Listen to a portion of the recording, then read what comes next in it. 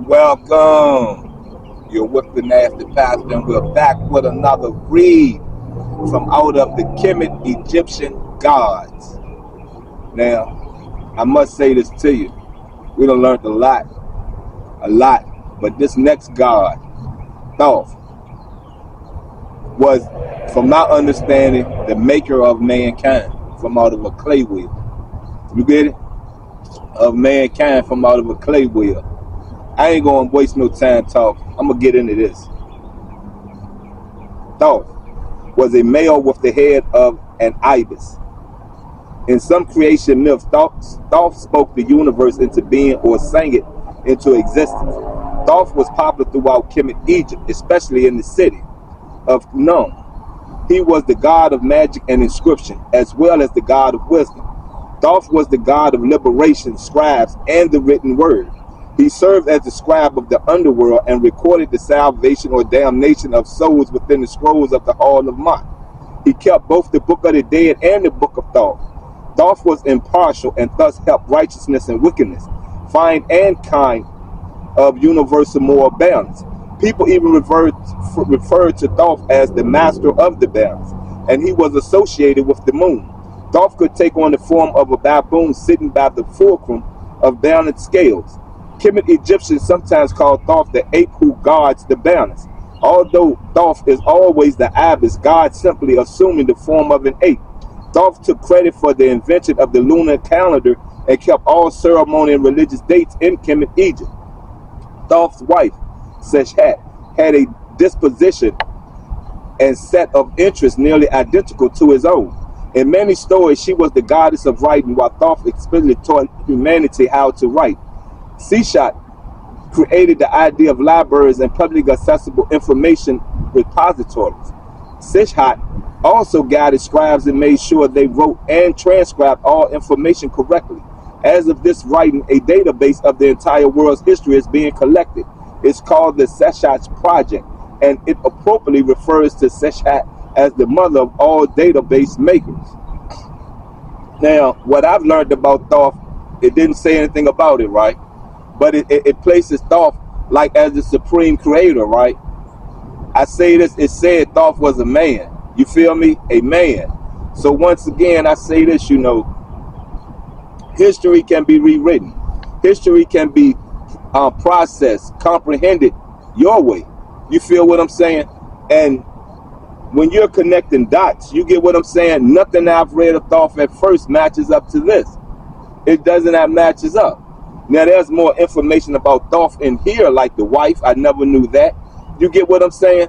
And when you think about our culture, you know what I mean? Really think about our culture.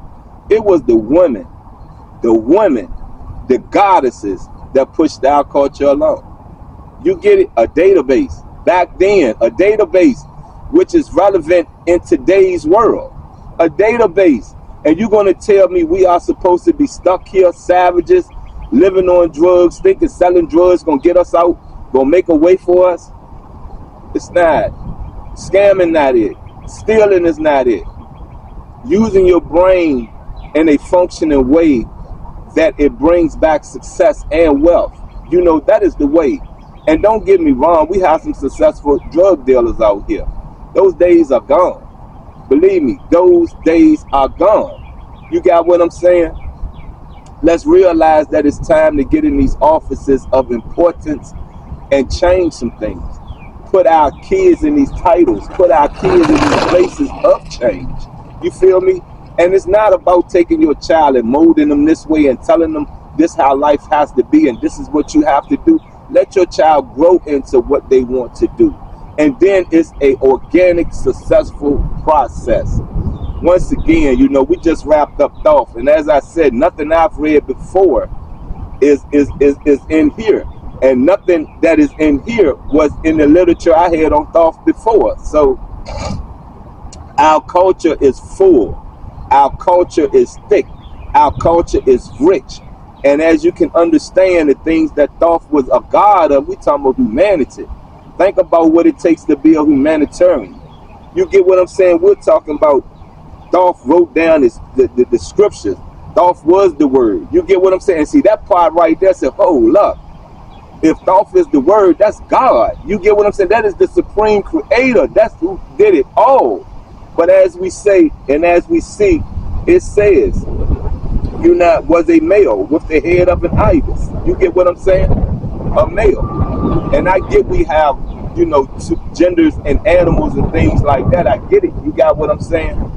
But I just say this to you once again. Read with some common sense. And you know, it's not a lot to go against, but it's enough to ask some questions. You feel what I'm saying? It's enough to connect some more dots to figure out who our ancestors really was. And what I really marvel about is the things we created, the things we structured, the laws that we built, the laws we structured, we formed centuries ago that is still relevant in the world today. Look. You've been with the Nasty Pastor. We just wrapped up another read from out of the book, The Kemet Egyptian Gods. And we just wrapped up the god Thoth, a very important person in our culture. And can't forget the wife. You heard everything the wife did. What more could you add on? What more could you add on?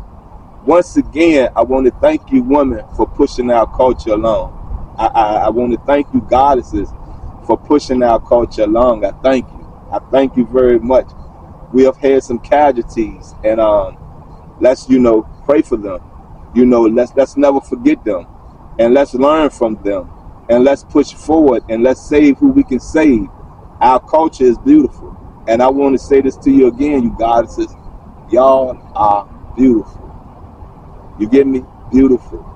I love you, and this come from your Pharaoh. I love you.